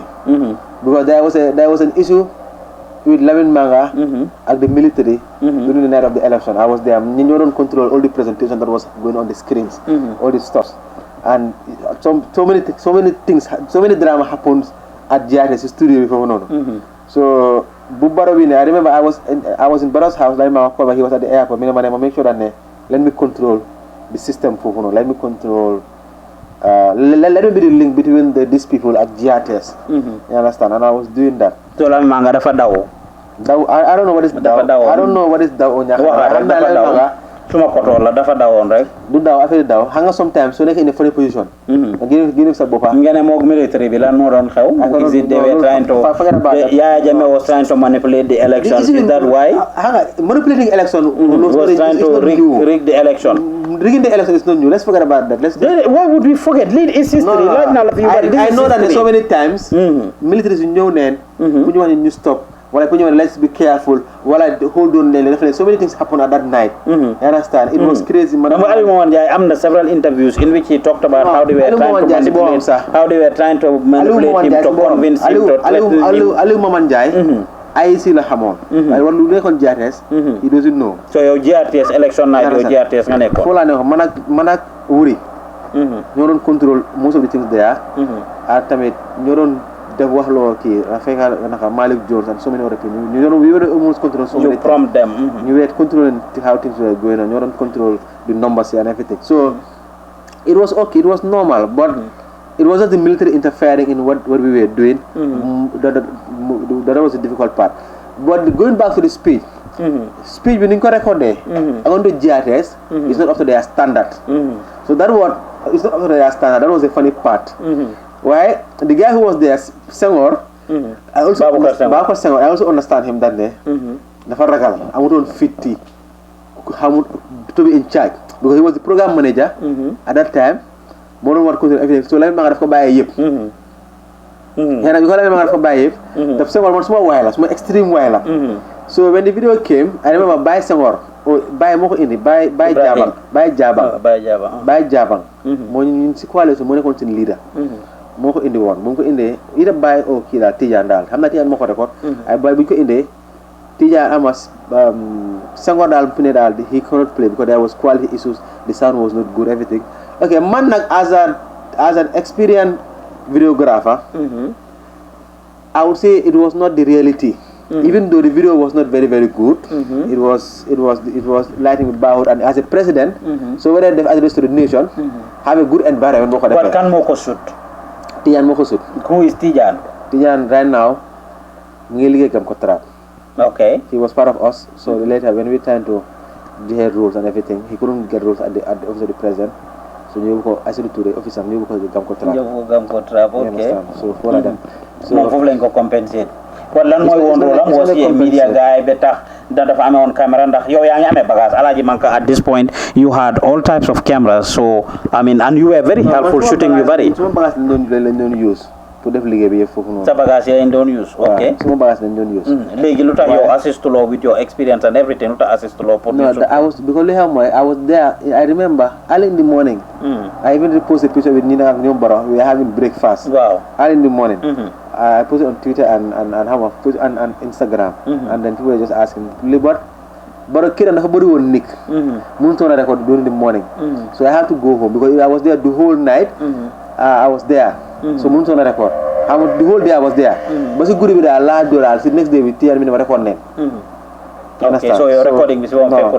It was late. Okay. And it was I couldn't take it took so many time for them to have the recording. It took so many hours. Because that was the first official him to fix the camera to stock. And it was difficult. So that's what happened with the recording. And why am na kuma wax ne at some point you are very involved with the coalition ak li ngeen doon def, but at some point I mean dañ commencé woon di la xeex foofu biñ demee ba yëf yi commencé di jël shape. dañ commencé woon di la xeex foofu ci coalition bi. Hanga man issue with hair ak ñaaka hair. Hanga so hair Alhagie Manka, you don't know what you're fighting for. Alhagie Manka doesn't want position in that office. Ndax offer nañ la position? No, they came to us. Offer ñu choose. You understand? Ñin seen boss moo nekkoon Ousmane Cissé. Xam nga kii Ousmane kii National Assembly member nu mu tudd sax. Silla. Ousmane Silla. Okay. moo nekkoon almost sin coordinator daanaka ñin. moo nekkoon sin coordinator. Media bi. Sin media coordinator bi. Then you have Amit Bojang moo nekkoon the let's say the spokesperson la or. But no more than nekkoon si baro almost like a protocol officer or whatever it is. So ñin Ousmane Silla ñëw na ku wax ñu ne ku nekk dem indi na mu wax loo mun a def. But at the beginning, Mana Kante, we tell them plainly that we can only advise, but we don't want position because we have our work that we're doing. For us, we will make sure that the coalition structure we actually create a whole document of how can the office continue. Can fund? Office of the media office for the state. How do we continue? Because for us, I think we are very collaborative. We are very collaborative with the media. How we were working with the media. Come anybody, so we get an interview, we give you space. Information beginner, we are giving you. Luneka, it was there. We actually have a platform. I remember actually through that email, we used to receive emails of everything that was happening until about April or so. Bintoge December, April, May. Silaga discontinue. Stop sending us those emails to everybody. We were sending emails. More new what's on Gambia or Fato Network, all of them. We have about 200 emails that I was sending every day. Understand? So we advised them on how to continue doing the work we were doing because it was a coalition government and it's a transitional government. This should not be something a government but somebody should control it, but let it be for everybody. Understand? Because for us, we know that during the past regime, with the difficulties journalism were facing, so we were trying to avoid that thing to happen. So we somehow created a platform. We have a social media account. We have everything. We have ways that they will communicate. Like yo, at what point? Fast forward. At what point did you get out of all of this? At what point, moi? Hanga bunjuge Dakar. Hama balanjondem Dakar. Balanjondem Dakar. Wow, Dakar, wow. Balanjondem Dakar. Ni nañ toñu to emergency call ñu fa ñu dem Dakar because there was not information. Even before the information, before the swearing, information was not coming from Dakar. So ñu sin team bi man Sol Tijan. Ñu dem Dakar. Buñ demee Dakar ñu dina feel jël yoni foñi bi dem jala bi ko ñu non daw dañ ñon daw ñu jëji foñi dem jara Farafeñe ay escort moo ñu jëlee from poste yóbbu ñu ba si Kaolack to guard us. You know, it was a dangerous moment because we were also running for our life because we are one of the most closest people to Barrow. So anything can also happen, but at the same time let's go there to keep people informed. So buñ fa demee nag we are there. So buñ demee ba inaugurate Barrow si embassy bi foofu noonu and Barrow tamit decide to come back. So Barrow bu mu doon ñëw I think he went straight to Fini. No, he was at this place. He was at Kairaba. From Kairaba, Mudem File, Mudem Fajara. So he was between Kairaba and Kirambuneka on Tonhama, Burusubi. Then from there, Mudem File. So Manak, ever since the Mohone, everything's inaugurated. Like, let me just go back to my business. Let them hire proper people. So in that hiring, we make recommendations. For us, the most important part was social media content managers. Nata sokane munna bon, video munna bon. But what are you talking to? How do you talk to people? That was important. Understand? Come the information going out, it was very important. So we make key recommendations from Nyon Jamajak, from Nyon key people in in Gambian. They can even volunteer to support the communication within the State House. Because Nyon bin hamone what we were doing was just to inform people that it was not official. There was always grammar error, there was always problem. No, I can write whatever I want to write, not comfortable. But sometimes definitely mistake So but let's get expert but let's just jël ñu fa nekkal ñu the people who hustle involve leen. So it was a reward for you. It was a reward ñu reward fi nekk man moom I'm not involved so they make their hiring. The only disappointment that boo xam ne koo xam ne xayoon ko koo xam ne it was koo xam ne ku fi sonn trop mooy Aminata Korea. Aminata Korea tamit. You will not blame them because Aminata Korea. Before you even start hiring. mu ne dafa mu war a dem National Assembly member. Okay. So moom unfortunately she was part of NRP. NRP la nekkoon. but NRP bañ ko taxawal. Understand? So mu cross capital PPP. So nag c'est la start bu nga nekk opposition. You understand? So because of loolu daal I think things went bad. There is this picture of Barrow you took that brought you a lot of backlash. Yaa ngi daan jël pictures ni ñaa ngi ko appreciate li all of a sudden ñu ne Alhaji picture bi moo ko jël I forgot what the picture was. I know it was a picture with when bu mu jógee Sénégal muy joxe xaalis waaw ñu ne Gambian si ne déedéet gis ngeen commencé na di maye xaalis demaguñ fenn mu ngi maye xaalis di dish out money. I mean that had a lot of backlash on you nit ñi di ko wax. Yeah, so many people even start posting like Alhagie Manka should be fired. All of a sudden, wow. Yeah, so when things go their way, you are there. But you know, people are something else. If you have if there's a video that shows the whole process of somebody dancing, a kankurang dancing, and being enjoying whatever he's doing, welcoming the president giving a halis meko. You see that on TV, you see that on social media. But you have a problem of a picture. A picture is one frame, but it tells a lot of story. And man, no matter what, I make sure that I don't just take it. I tell story from my pictures. But that day I was working like a machine. Because man, no matter what, make sure that I want captured every moment. But at the same time, I want results. I want to make sure that everything people are seeing it instant. That was at the airport. But I'm not all. I think took from almost so many hours from the airport from Sibir was Buntabi because the crowd was too much. Man namaran not upload so that people can see things. Okay, I keep asking myself this question all the time. If I was myself taking my time, that now post natal or not? And would you have? I'm not very sure because I think it's normal. I don't want to tell me that it's normal. Somebody also asked him that question after the press conference. For him, it was normal because somebody give munyo de la taga. At least it's normal to make dara. That is normal. And that was time when I don't fail so it was his personal money. So for him, it was normal. But at the same time, it was not a good example also that the president gifting out doesn't add money out like publicly like that. So different people can interpret it differently, but I think he's just a human being. And I mean, Nixula may get him da. Nixula way mungo just dara. That's fine. Fast forward, Alhagie Manka, Nakanga, are you still connected to the coalition by any means?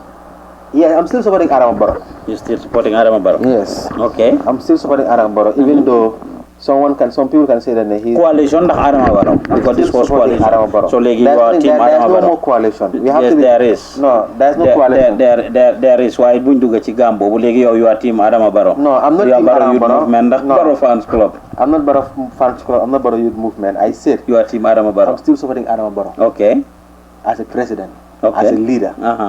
He's the first citizen. Understand? He's somebody that I vote for. One of my votes, more of a tech. So come 2021, Adama Barrow nga vote? No. I'm not sure about that. Because I'm not sure that Adama Barrow did not have 2021. Why Barrow mungi sampas in the news was got broken? No, I have seen it. That he's this NDP, whatever. Yeah, NDP. But I'm saying, what comes to 2021? What is coming on to 2021 is difficult. But what I know is for me personally, I think he's trying. Knowing where we came from and Mom Silum Duga, it's difficult for him to satisfy people with an expectation. Man, I'm a family man. Why expectations? Mom lim promission. I mean, and of course the 3 years journey is here and the like. What's your take on the 3 years journey? You don't have to go to the 3 years issues. Man, I don't know much about politics and all these things. What I know more man, come Halifa Salum never had more they had an agenda to remove Yaya Jammeh, and they removed Yaya Jammeh.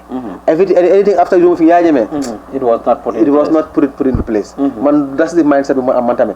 Why most Gambians wanted Yaya Jammeh to go, and we make sure that happened, and it was made possible because of Aram Borough. If you support Aram Borough, at least a little more, things can get better. For me as a person, as a businessman, I think things are getting better in Gambia. Things are tough there. Things are expensive. They can be amud halis, you know, very cold. I think I even struggle to pay salary. I think you understand. Things was tough. They can be somehow. You understand. But I think we are getting there. We are getting there, Punman. So Punman, if you support Arab Borough, things can get better. So man, why asking the issue of where I will vote for him the next election, but because Purman, he promised that he was going to sit for 3 years, or at least. But constitutionally, it's one term. Let's see what will happen by then. 3 years and 1 term do togat. Lola wahon. Well, Lola wahon. So man, time hand to Lola wahon do togat. Why man?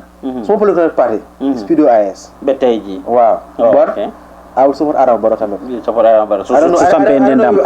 So why not sustain ndam mom ga continue support? No, I'm not sure about that. You're not sure about that. What I said, I'm always Arab PDOIS. Either it's Halifa is there, Halifa is not there. I like the way they do politics. You understand? So they are my people. The last municipal election. Wow. Local government. New last Sunday.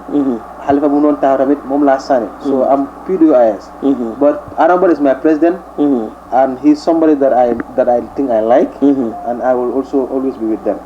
But you know, I'm PDOIS. Jërëjëf kon kokoy Alhagie Manka dégg ngeen ko ki nga xam ne mooy borom State of Mike mu ngi fii nag ci Seattle Washington ñu ngi doon waxtaan ak moom nag dégg ngeen mu wax jaar-jaaram ci yu bari Manka ñu toog rek of course you've been doing your thing a couple of minutes a couple of months ago ñu toog rek dégg ne Alhagie Manka takk na seet. You were very involved with your wife Mati Diop yéen a ngi def seen yu bari yaag Mati Diop yéen a ngi def yu bari yaag Mati Diop always posting stuff online on social media. You are teasing your wife, I mean all the time. You guys have a lot of chemistry, exchanging stuff on social media and everything. ñu toog rek ñu ne Alhagie Manka takk na seet. You ne Alhagie Manka takk na seet ne léegi mu ne doo ma jox suma ndox bi da ngaa jéem a daw suma connexion bi moo tax ngay laajte ndox waaw wax ma ci loolu ñu toog rek dégg ne Alhagie Manka takk na seet xale bu jigéen bi ñu bari ñu ne danga ko doon chase. Obviously I broke that news balaa ngaa takka lañ ma yëgal ne Alhagie Manka ngee waaj a takka yóbbu na guru ci seet bi xanaa xale bi ñu ne danga ko doon meeb ci suuf di ko gurum. Were you dating this girl? No, I don't date. Datuloo Fatou naka nga mitee Fatou wax nga ñu naka nga mitee Mati Diop léegi Fatou naka nga ko mitee. Fatou naka laa ko mitee. Fatou Fade. There was this event that I went to. It was one of the TRLC consultation we got an app. It was in Banjul. And we were having the program started late, so we were having breakfast. So you know, instead of program start, let's go and have breakfast first. Matoga Baukar. And Baukar Manka Sabrola. So just at the round table. My mother fat mo job. Mine Jahabi, Kinyo Mankas. You understand? No, you jore. No, you have Nengland. Okay, that's good. So I think that was the first time I see her. And then we sat for a very long time. There was this event that happened at the Keraba at 2:00. Fekk xamoon nga ko na xamuloo ko woon. Foofu da nga ko just gis rek mu ne kooku ne these are the Mankas. So there was this African Youth Congress bu amoon some 2-3 months ago at Keraba Hotel.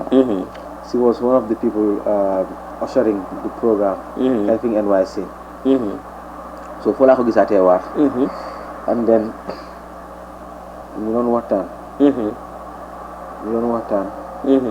And after that program was the trade fair bu passé nii. So trade fair bi there was this day that ne maa ngi doon filmal kii Ndeye Jobaate dance Gambia bi.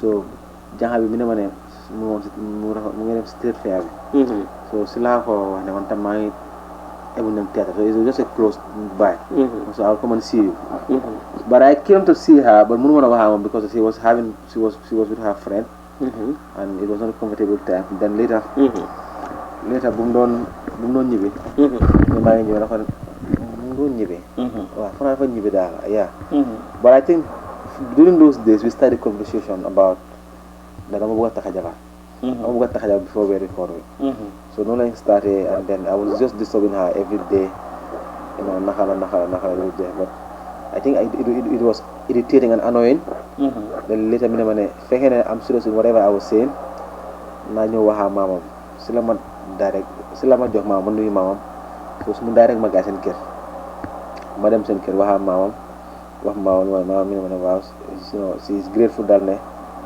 am na lu ma bëgg a it was within that short time dem naa seen kër dem moom si mbedd bi meet guy everything so bu fekkee ne prénance ma bu dee daal naa waxaa Fatou if I agree with Fatou in terms of conditions mu indi suma parents so man tam ma waxaa Fatou tam agree mu ne waaw waaye moom si kan only get married on December buy ñëw nii waaw because maanaam moom xam ne ma xamante wu nag lu all those things ma ne ko non man you don't need to know me. I think I'm a cool guy and I make promises and everything.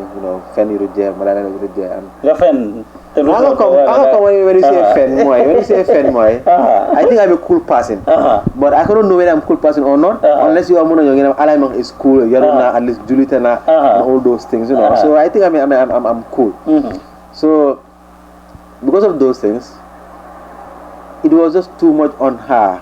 Then I was present. So more time bola my guy papa me tam guy. Guy papa me tam thank God they were also very cool people. I remember somebody called El Fati.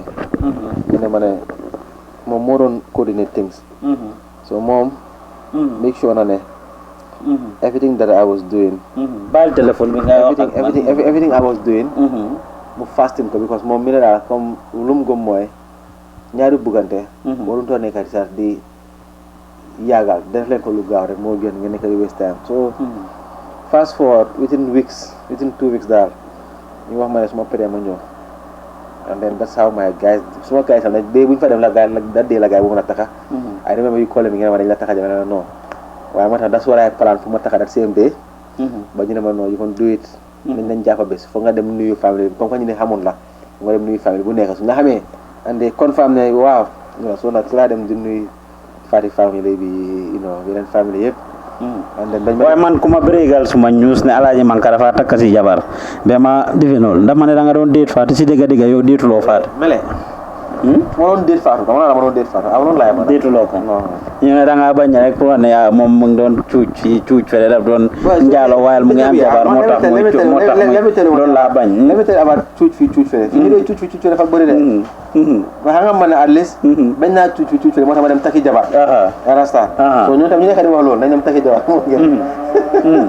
waaw waaye yaag sa jabar Mati Diop ñu ne Mati Diop was always on Facebook in fact April Fool's Day sax this year Mati posted ne Alhagie Manka takk na jabar she does that ne Alhagie Manka post na because Mati know that dama bëgg a takk jabar and she was okay with me doing it Mati was okay pour yow nga takk jabar si at least wax naa ko for long time dan ne wax bi moo nekk ne whether am naa ko may takka amuma ko may takka that was the problem but it was something that I wanted to do. So were you cheating? Ndax yang doon cheat on Mati all along? I don't cheat. Mu yow musulo am jankar doon am jankar li nga sey Mati yeb musulo am jankar ci biti. You never had a girlfriend while you were dating, while you were married to Mati. Is this a question that suits ask? Ko am jabar lu am jankar. Dama la laaj rek. Mus nga cheat on Mati ndax musulo cheat on? I know that I talked to about but I want to talk Fari. I kan la wal. I think 3 people. One girl called Aisha, another girl called Love something, another girl called Fari. You don't know what I want to taka. But kuneka tamit hanga some say taka jabar you don't just marry, you also have to look at people. So there's nothing like I date people. So sa tuki bari Alhagie Manka state of mind, Alhagie Manka President Barrow, Alhagie Manka modeling bari lifin yang nge tuki yang nge def fu nekk sa tuki sa dem Europe sa ñëw America Alhagie Manka do tuuti xale yi. Let me tell you a secret. I work with the most beautiful girls in the world, around the world. I've traveled a lot. And I also see beauty. Understand? And at least so big ku rafet. Mooy model yi. Waaw. Ñoo xam ne they don't care. Waaw. They can go to the runway, def lu lañ and everything. You understand? But at least yàlla dimbali na nga xam ne. musuma liggéey benn model bu wax ne Alhagie Manka xamal na ko dara Alhagie Manka ciis na ko. Because soo see da nga respect sa see bi. te foog nga mandu. So because of that matter yàlla dimbali na ma tamit. So su ma demee ba xam ne at least maybe dama bëgg a keneen wala ma wala ma dem dama la bëgg a taka. su ma nangoo ñu taka. moom loolu la yàlla wax soo bëggee defee you can marry up to 4. Understand? moo gën waaye nekk fi di njaalo amul njëriñ. soo nekkuloo woon di njaalo mosulooy njaaloo yow mosulooy njaaloo. non mun naa jël call bi. mosulooy njaaloo you cannot take a call while we are on an interview. Put that call down. lii dafa unprofessional. Put the call down. You are in the middle of an interview. Right? You are in the middle of an interview. waaye yow ngeen ne mosulooy njaaloo while yaa ngi sey ak Mati Jobe Alhagie Manka. léegi at the end of the day ñu bari ñu ne ok Alhagie Manka is always posting stuff on social media.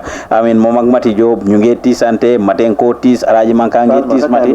Then all of a sudden Alhagie Manka takal Mati Jobe. Wow, Mati Jobe support me. Danga nobut Mati Jobe. I love Mati Jobe. Mati Jobe is the best thing in my life. You love Mati Jobe so much, even more than small ñaareel bi sax. But then they will argue ne ñu bari ñooy argue ne okay so nobee Mati Jobe la moo tax nga takal ko ñaareel. issue with arguing or not arguing that is not important. What is important moo nekk ne duñ génn si biti ñu Alhagie Manka bi la fi doomi jaawal Alhagie Manka gis nañ ko bi wala Alhagie Manka tuuma leen ko réep. You understand? So at least what is important moo nekk ne Alhagie Manka takana ñaareel. waaw ndax da nga satisfied ndax lan are you not satisfied with Mati Jobe? Alhagie Manka da nga dog interview bi really da nga dog interview bi mu ngi def lu Musa Ba ci li defoon because maa ngi ko laaj correction ci digganteem ak Mati Jobe digganteem ak jabaram and he has to really end the interview really Alhagie Manka dafa end interview bi really this is what why laaj na la lu bari you were very comfortable dañ ma call I'm going for dinner dama ñëw fii pour vacation but you were very comfortable though léegi di nga answer suma question ñu jekkali nga doo ko answer Mati Jobe is the best thing that happened to my life. I love Mati Jobe, I love Fati. So I was not cheating. I was not having girlfriend. So su ma demee ba gis bëgg a jigéen bu ma bëgg lu may def mooy dem yónnee guru ñu taxal ma jabar. If you are satisfied kon lu tax nga taka beneen loolu la gars yi di laaj te ñu that's the question. dama bëgg am doom yu bari xañ na loolu moo tax. da nga bëgg am doom yu bari. loolu moo tax nga taka beneen seet. léegi naka seet bu ees bi yaa ak ñoom ñëpp a dëkk benn kër naka seet bi. ñëpp a ngi seet ñëpp a ngi dëkk si benn kër ñëpp a ngi dëkk si alhamdulilah rabbil alamin. ñaata nga jox Mati Jobe takku dena. mënu la ko wax nag de. mënu la ma ko wax bëri na la jox nga ko takku dena. dañoo jox takku dena su ma joxoon takku du baax. jox nga Mati Jobe takku dena. su ma ko joxee takku dena. jànkam bi dugal ci kër bi. but ñu bari ñu ne yaa ngi leer tay yi gisuloo yaa ngi ko so kan la Mati moo la toppatoo ndax Fatou moo la toppatoo. aw bi su def boor bi kii di def boor bi nii sëy bi def boor bi. doo wax dara. so ci dëgg yow namuloo dara. how is no seriously though lan nga advice ñuy takka ñaari jabar ndax yow sa sëy dafa indi a lot of controversy. This is something that we have to talk about. la neexee nga een yëf yi li ma la laaj is uncomfortable for you to answer but I will have to ask you. You know that someone is waiting for me outside. I'll have to ask you this question whether bëgg nga ko tontu or not. When bi nga takkee jabar dafa indi a lot of controversy. In fact it can even ñu ne Alhagie Manka takka jabar ñaari jabar. I am with Mati Jobe. Wow. And they will think that I will never get a second wife. But people what they feel to understand moo nekk ne Mati Jobe suma waay la. She is one of my best friend. She doesn't have anything with it. dëgg la tamit soo suñu la takkalee wuja dana mën a naxari. But unless dafa depend on how do I take them ñoo ñaari si biir kër bi loolu moo tax soo sant naa yàlla ne suma ñaari jabar yi fa ngi nekk si kër bi. ñu fa ngi nekk si jàmm. Mati Jobe ak Fati ñu ngi nekk benn.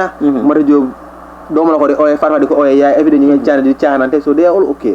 so waaye ñu ne da nga ungrateful because Alhagie Manka gis nañ nga sampa kër gu rafet kër gu baax amee pool amee everything def loolu rek bi nga demee ba am all of those things rek nga def ni génn Mati Jobe amin dem takka seet ñu ne ci loolu nga mujjee anyway he had to walk out of the interview again yéen a gis li very unprofessional nag he had to walk out of the interview but it's his life I mean so be it kon Nyohobai show ngeen doon seetaan jóge fii ci Gambian Talents TV Pa Ousmane Diouf leen nekkaloon ci gannaaw microphone bi Alhagie Manka mooy woon suñ guest you see he just walked out of the interview kon yéen a gis loolu ba beneen jamono kon mu ngi noonu rek loolu la Alhagie Manka def I was asking him question ci diggante ak Mati Jobe is the hot seat definitely waxtaanee ngeen ko it's on social media. We've written about it exclusively. Ñu bari si yeen gis ngeen ko leena dina ko wax anyway. Ñu bari si ñi seetaan may not know suma relationship ak Alhagie Manka. We have a very good relationship. Waaye liggéey bi la dañ ko def. Suma rakala I advise him a lot. He advised me a lot to bari moy dox suma digënté ak Alhagie Manka. And I'm saying this because yen ñuy déglu yen ñuy seetaan yen ñuy read li ñoo def ñun saa su nekk you take things very personal. Alhagie Manka doesn't take anything personal. Maak moom gis ngeen ko mu ngi kaf di ree. He comes here time bu ñëwee Seattle dañoo jokkoo su ñëwut Seattle si ñu xamut dinaa toog mu nekk Gambia soxla dara America call ma lii ak lii ñu def ko. He's my very cool wife. Depuis si suba ba tey ñoo fi nekk together suma jabar togga añ bu baax ñu def yu bari waaye liggéey baa ko laaj rek obviously but gis ngeen ne he's not very comfortable to answer those questions. Ñu ngi ko bëggee nag di ko gërëm. He's a young person that is trying, that is doing a lot for Gambia. I mean ku ñàkk ki ñaan la. We have written about Alhagie Manka. We have been following Alhagie Manka. Train a lot of young people in the Gambia for media work. He had done a lot of those trainings. He had given back to the society by doing a lot of things for people. One of the institutions yoo xam ne képp ku def videography wala multimedia business ci Gambia di nga toog soxla bagage dem si Alhagie Manka mu jox la bagage soxla dara mu ñëw jàppale la. Even at the Gambian Talent Studio, he goes there every time. He goes there. Bu yàggut nii rek lañ jënd Sling Studio. He went there and helped the team, trained them, set up a lot of things. He's a young person that is trying, very determined, koo xam ne is very focused. Xam na soxlaam waaye nag dégg ngeen jaar-jaaram tey fi nga xam ne foofu la jaar ak li nga xam ne moom mënu la dunda throughout his life. Ñu bari nag dañ dee toog rek gis success. Tey Alhagie Manka ngee tukki di ñëw America. Tey Alhagie Manka ngee tukki di dem Europe. Mu ngee dem other parts of Africa. He is meeting the presidents. He is meeting very important people around the world. I mean, African Film Festival with something film festival la jógee attend in Texas and came to Seattle pour meet askan bi and we had to do this interview. Yàlla def na nag I've been following him on this interview for a long time mu ko bañ waaye mu ñëw fii rek ma njatta ko gis ngeen ni mu fa demee tey la ko yàlla dogaloon but on the whole generally he is a very good person. Ñu ngi ko gërëm di ko sant for actually granting us this interview. Nyohobai show la woon jógee fii ci Gambian Talents TV. Don't forget to follow our Facebook page Gambian Talents Promotion. Don't forget to like our YouTube, subscribe to our YouTube channel, Gambian Talents. Don't forget to follow us on Twitter, Instagram, Snapchat. I mean, Gambian Talents Promotion. Ñun we are a non-profit public broadcasting network. Seeni bot la ñuy xoolee, seeni gémmiñ la ñuy waxee te seeni nopp la ñuy dégloo. Kon ñu ngi leen ay bëggee di leen gërëm di leen sant si seen déglu bu rafet ak seetaan bu rafet. Nyohobai show la woon yéen ñi may seetaan si suma personal page bi maa ngi leen a gërëm bu baax a baax di leen sant until we come your way next time. Jërë ngeen jëf. Justice Charles Suleiman Jallow, Chairman of the Gambia Constitutional Review Commission, and I watch Gambian Talents TV. Karasu Properties and Investment Limited, ye can also dale Lamen Karawa, 20 by 20. Jiobeje, Kurangabeje. Ninsun Karobu Nyana la Horomo Kang, Iba Wafila $200,000 cash. Ikafumim Fane mortgage, ka domon in domon ninjo, Katafu Kariworo, Ibo Wafila $200,000. Kairosu Properties and Investment Limited, Ibal Contender Sunkarolo. Kairosu Properties. Link us and we make you a home builder.